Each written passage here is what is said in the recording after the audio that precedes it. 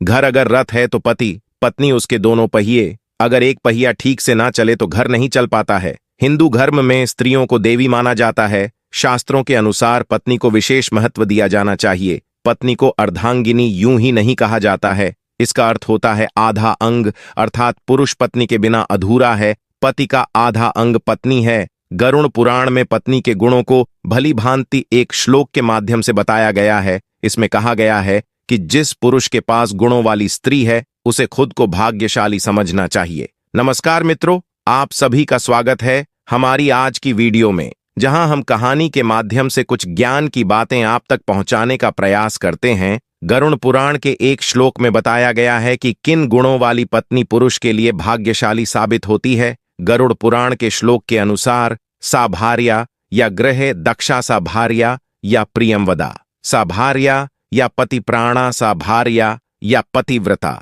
गरुड़ पुराण के इस श्लोक में स्त्री के 4 गुणों गृहे दक्षा, प्रियंवदा, पति प्राणा और पतिव्रता के बारे में बताया गया है, जो कि हर स्त्री में अवश्य होने चाहिए। ऐसे गुण वाली पत्नी सुलक्षणा कहलाती है। आज की कथा में हम सभी जानेंगे कि किस श्राप के कारण स्त्री समय से पहले ही विधवा हो जाती है और ऐसे कौन से कार्य हैं जो एक पतिव्रता स्त्री को अपने जीवन में कभी नहीं करने चाहिए, जिसकी वजह से स्त्रियां समय से पहले ही विधवा हो जाती हैं। सभी माता बहनों से निवेदन है कि इस कथा को पूरा अवश्य सुने। चलिए, आपका ज्यादा समय न लेते हुए कथा को प्रारंभ करते हैं। एक बार भगवान श्री राम वनवास के समय अपनी कुटिया में बैठे विश्राम कर रहे थे। तभी माता सीता भगवान श्री राम से पूछती हैं कि हे स्वामी, औरत किस पाप के कारण समय से पहले विधवा हो जाती है? तो भगवान राम कहते हैं, देवी सीता, आज अचानक से तुम मुझे यह प्रश्न क्यों पूछ रही हो? तो माता सीता कहती हैं, प्रभु, आज जब मैं पूजा के लिए फूल तोड़ने गई थी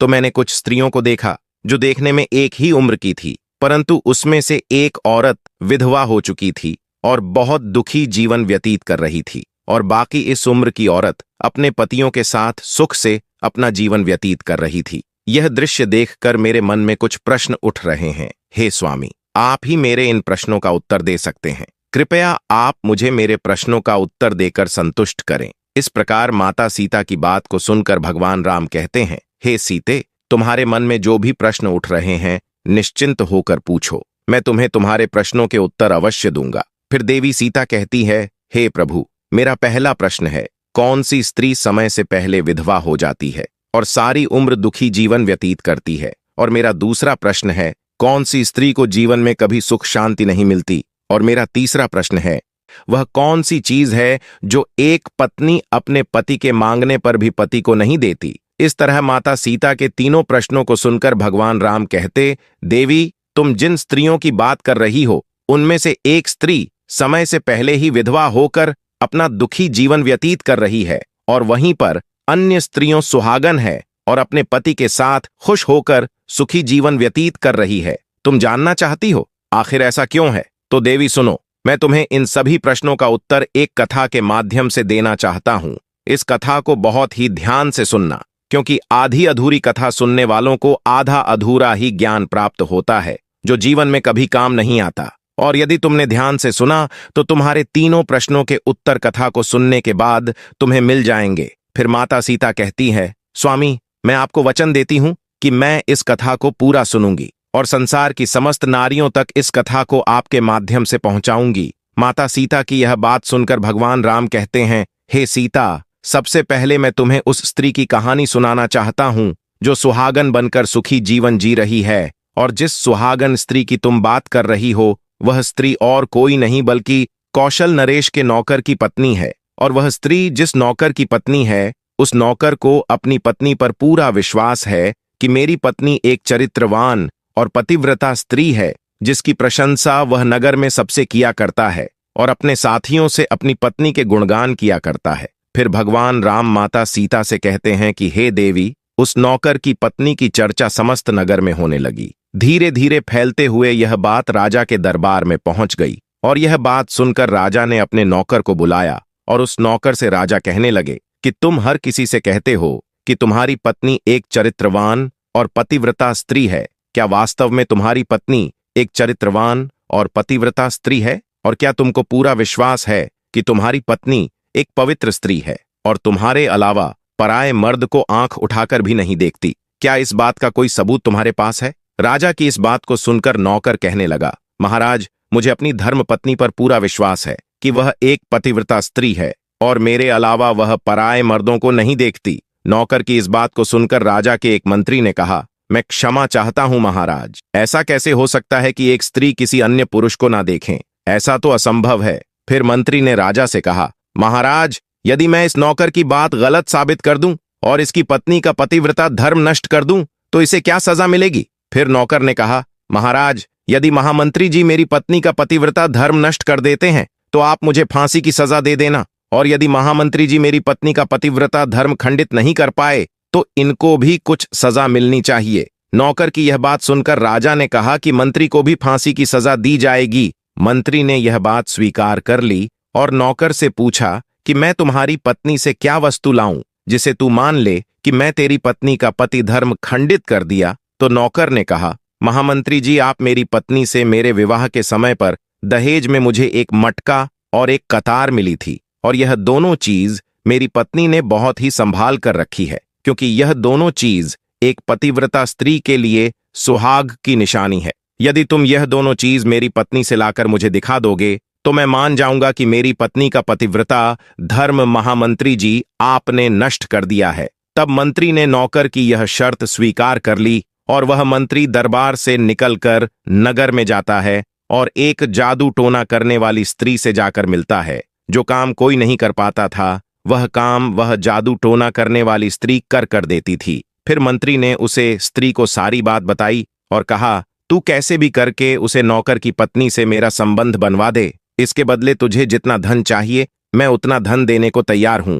इस तरह मंत्री की बात सुनकर वह स्त्री कहने लगी, मंत्री जी, आपको कहने में आसान लगता होगा किंतु ऐसा कुछ भी नहीं है। तुम जिस औरत के बारे में बात कर रहे हो वह औरत एक पतिव्रता नारी है। उसे ना ही किसी धन का लोभ है और ना ही किसी वस्तु का लालच है। तुम्हें क्या लगता है वह तुमको मटका और कतार दे देगी? फिर वह स्त्री कहती है, महामंत्री, वह तेरी ओर थूकेगी और नगरवासी तेरी खाल उतार लेंगे। यह बात सुनकर मंत्री डर गया और कहने लगा, यदि तू मेरा उससे संबंध नहीं करवा सकती है तो एक काम कर दे, उसके घर जाकर उसका मटका और कतार चुराकर मुझे दे दे, और उसकी पत्नी के जांघ के पास यदि कोई निशानी हो तो वह निशानी मुझे देखकर बता दे। फिर मैं तुझे मुंह मांगा इनाम दूंगा। तुझे जितना धन चाहिए उतना धन में दूंगा, बस तू मेरा यह काम कर दे। मंत्री की यह बात सुनकर उस जादू टोना करने वाली स्त्री के मन में धन का लालच आ गया और उसने कहा, ठीक है, मैं तुम्हारा काम अवश्य करूंगी, लेकिन मुझे मुंह मांगा धन देना पड़ेगा। मंत्री ने कहा, ठीक है। और फिर वह स्त्री नौकर के घर में वेशभूषा बदल कर जाती है और नौकर की पत्नी से जाकर कहती है, बेटी, मैं तेरे पति की बुआ हूं। फिर उस नौकर की पत्नी ने कहा, आप इतने सालों बाद आई हैं, इसीलिए मैंने आपको पहले कभी देखा नहीं, इसलिए मैं आपको पहचान नहीं पाई। और इस प्रकार वह स्त्री उस नौकर के घर में बुआ बनकर रहने लगी। नौकर की पत्नी ने उस स्त्री को बुआ समझकर बहुत आदर सम्मान दिया, मगर उसे यह नहीं पता था कि इस जादू टोना करने वाली स्त्री को मंत्री ने उसके साथ छल करने के लिए और उसका पतिव्रत धर्म नष्ट करने के लिए भेजा है। अब वह स्त्री नौकर के घर में मजे से रहने लगी और नौकर की पत्नी के ऊपर झूठा प्यार लुटाने लगी। एक दिन नौकर की पत्नी स्नान करने के लिए स्नान गृह में गई। फिर उसके थोड़ी देर बाद ही वह स्त्री भी नौकर की पत्नी के पास जाकर उसकी कमर रगड़ने लगी। उस पतिव्रता औरत ने बहुत मना किया, फिर भी वह स्त्री नहीं मानी और कहने लगी, तुम मुझे अपनी बेटी से भी ज्यादा प्यारी लगती हो तो मना मत करो। काफी दिनों के बाद में मेरी और तुम्हारी मुलाकात पहली बार हुई है। और ऐसा कहकर वह स्त्री उसे बातों के माया जाल में उलझाने लगी। और फिर मौका देखते ही उसने उस पतिव्रता औरत के गुप्तांग के पास में जांघ पर एक तिल था जो उसे जादू टोना करने वाली स्त्री ने देख लिया और उसका काम बन गया। और जब स्नान करने के बाद में नौकर की पत्नी घर के अन्य काम करने लगी, इसी बीच उस स्त्री को मटका और कतार चुराने का मौका मिल गया और उसने मटका और कतार चुरा लिया और वहां से यह दोनों चीज चुरा कर भाग गई और सीधा जाकर मंत्री के पास पहुंची और उस मंत्री को मटका और कतार दे दिया और उस नौकर की पत्नी के जांघ पर तिल की निशानी है यह भी बता दिया। और मंत्री मटका और कटार लेकर सीधा राजा के दरबार में जा पहुंचा और राजा से कहा, महाराज, मैं नौकर की पत्नी के साथ 2 दिन रहकर आया हूं और यह मटका और कतार उसी ने मुझे दिया है, इस तरह मंत्री की यह बात सुनकर राजा ने तुरंत दरबार लगाया और नौकर को बुलाया। फिर मंत्री ने दरबार में मटका और कतार नौकर को दिखाते हुए कहा, महाराज, मैं नौकर की शर्त पूरी की और भरे दरबार में यह भी कहा कि नौकर के पत्नी की जांघ पर तिल है। यह भी बात सुनकर नौकर मान गया कि वास्तव में आज मेरी पत्नी ने अपना पतिव्रता धर्म पूरी तरह से नष्ट कर लिया है। अब नौकर का अपनी पत्नी से विश्वास उठ गया। फिर राजा ने शर्त के मुताबिक नौकर को फांसी की सजा सुनाई और 21 दिन बाद फांसी देने का आदेश दिया और कहा कि नौकर को 21 दिन के बाद फांसी पर चढ़ाया जाएगा। अब नौकर की मृत्यु के दिन समीप आने लगे। अंततः वह दिन आ ही गया जिस दिन उसे फांसी देनी थी। जब उसे फांसी के फंदे के पास लाया गया तो उसे नौकर से उसकी अंतिम इच्छा पूछी गई। फिर नौकर ने कहा कि महाराज, मेरी अंतिम इच्छा यह है कि मैं आखिरी बार अपनी पत्नी से मिलना चाहता हूं। और इस तरह राजा ने नौकर को आज्ञा दी कि तुम अपनी पत्नी से मिल सकते हो। फिर नौकर कुछ दिन की इजाजत लेकर अपने घर गया और अपनी पत्नी से कहने लगा कि तुमने मेरे साथ बहुत बड़ा विश्वासघात किया, छल किया है। मैंने तुम पर विश्वास करके राजा के सामने मंत्री से ऐसी शर्त लगाई थी और राजा के दरबार में मैंने कहा था कि मेरी पत्नी एक चरित्रवान और पतिव्रता स्त्री है और उसके पतिव्रत धर्म को कोई नष्ट नहीं कर सकता। यदि कोई नष्ट कर देगा तो मुझे फांसी लगा देना, और तुमने पतिव्रत धर्म नष्ट कर दिया। अब मुझे कुछ दिन के बाद में फांसी दे दी जाएगी। तुमने मेरे साथ विश्वासघात किया है। मैं तुम पर विश्वास करके तुम्हें घर पर अकेला छोड़कर गया था। नौकर की यह बात सुनकर उसकी पत्नी ने उसे उस स्त्री की बात बताई जो उसके पति की बुआ बनकर उसके घर पर आई थी। मगर नौकर को अपनी पत्नी की बातों पर बिल्कुल भी विश्वास नहीं हुआ और नौकर राजा के दरबार में पहुंच गया। फिर राजा ने किसी कारणवश उस नौकर की फांसी की सजा कुछ दिन के लिए टाल दिया और उसे कैद में डलवा दिया। नौकर की पत्नी अपने पति को निर्दोष साबित करने के लिए राज दरबार में गणिका अर्थात नाचने गाने वाली औरत की वेशभूषा धारण करके पहुंच जाती है और राजा से उसके सम्मुख अपना नृत्य दिखाने की आज्ञा मांगने लगी। राजा ने स्त्री की सुंदरता देखकर नाचने की आज्ञा दे दी। फिर महल के नौकरों ने उसके नृत्य के लिए व्यवस्था की। फिर उसे नौकर की पतिव्रता पत्नी ने जब नाचना शुरू किया तो उसका नाच देखकर राजा बहुत मोहित हुए और फिर राजा ने कहा, मैं तुम्हारे नृत्य से बहुत प्रसन्न हुआ। मांगो, तुम जो भी मांगोगी मैं तुम्हें दूंगा। फिर उस नौकर की पत्नी ने कहा, महाराज, आपकी सभा में एक चोर है जिसने मेरी सोने की अंगूठी चुराई है और उसे फांसी की सजा दे दीजिए। यह बात सुनकर राजा ने कहा, ठीक है, बताओ मेरे दरबार में तुम्हारा चोर कौन है, मैं उसको फांसी की सजा जरूर दूंगा। और फिर उस नौकर की पतिव्रता स्त्री ने कहा, महाराज, और कोई नहीं, आपके मंत्री ने ही मेरी अंगूठी चुराई है, आप इनको फांसी की सजा दें। जैसे ही मंत्री ने सुना कि यह स्त्री मुझे कर बता रही है तो तुरंत मंत्री कहने लगा, महाराज, मैं शपथ खाकर कहता हूं कि मैंने इसकी अंगूठी नहीं चुराई है और मैंने इसे आज तक कभी देखा ही नहीं है, तो मैं इसकी अंगूठी कैसे चोरी कर सकता हूं? मैंने आज तक इसकी शक्ल ही नहीं देखी है। आज पहली बार मैं इसकी शक्ल देख रहा हूं। जैसे ही मंत्री ने कहा कि मैं इस स्त्री की आज तक शक्ल ही नहीं देखी है तो वह पतिव्रता औरत अपने वास्तविक वेशभूषा में आ गई और कहने लगी, महाराज, इस मंत्री ने मुझे पहले कभी देखा ही नहीं, तो आप इससे यह पूछो कि यह मटका और कतार कहां से लाया है। और मैं इस नौकर की पत्नी हूं जो आपके यहां पर नौकरी करता है और आप मेरे निर्दोष पति को फांसी पर चढ़ाने वाले हैं। इसीलिए मुझे यहां इस गणिका की वेशभूषा में आपके दरबार में आना पड़ा। मैं आपको इस मंत्री की पूरी सच्चाई सुनाती हूं। यह जो आपका मंत्री है, इसने मेरे पास में एक जादू टोना करने वाली स्त्री को मेरे पति की बुआ बनाकर भेजा था और उसने धोखे से मेरी जांघ के तिल का पता लगाया और इस स्त्री ने यह मटका और कतार चुराकर इसको दे दिया और आपके मंत्री ने इसके बदले उसको बहुत सारा धन दिया है और मेरे साथ यही छल हुआ है महाराज, और मैं आज भी पतिव्रता हूं। स्त्री की इस बात को सुनकर राजा ने उस स्त्री को बुलाया। फिर उस स्त्री ने राजा के दर से मंत्री की सारी सच्चाई राजा को बता दी, जिससे राजा ने उस नौकर को अपनी कैद से रिहा कर दिया और उसकी जगह मंत्री को फांसी पर चढ़ा दिया। कथा को आगे बताते हुए भगवान राम कहते हैं, हे सीता, इस प्रकार उस नौकर की पतिव्रता स्त्री ने अंत में राजा से कहा, महाराज, मैं अपने पति से बहुत प्रेम करती हूं।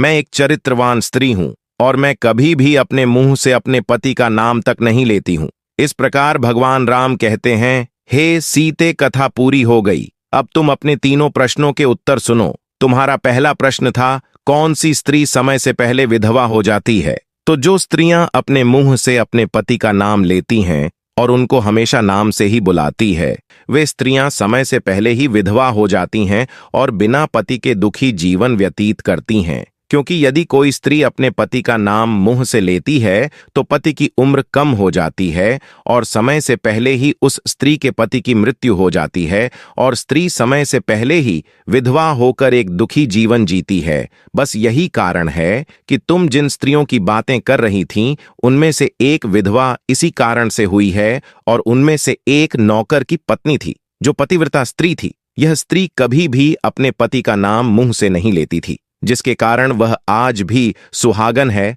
और सुखी जीवन व्यतीत कर रही है। और वह स्त्री जो समय से पहले विधवा होकर दुखी जीवन जी रही है, वह हमेशा अपने पति को नाम लेकर बुलाती रहती थी, जिसके कारण उनके पति की उम्र कम होती चली गई और फिर उसके पति की मृत्यु समय से पहले ही हो गई। आज वह औरत दुखी जीवन की रही है, इसलिए किसी भी स्त्री को अपने पति का नाम अपने मुंह से नहीं लेना चाहिए। और तुम्हारा दूसरा प्रश्न था, कौन सी स्त्री को जीवन में कभी सुख नहीं मिलता है और वह पति के होते हुए भी सदा दुखी जीवन जीती है?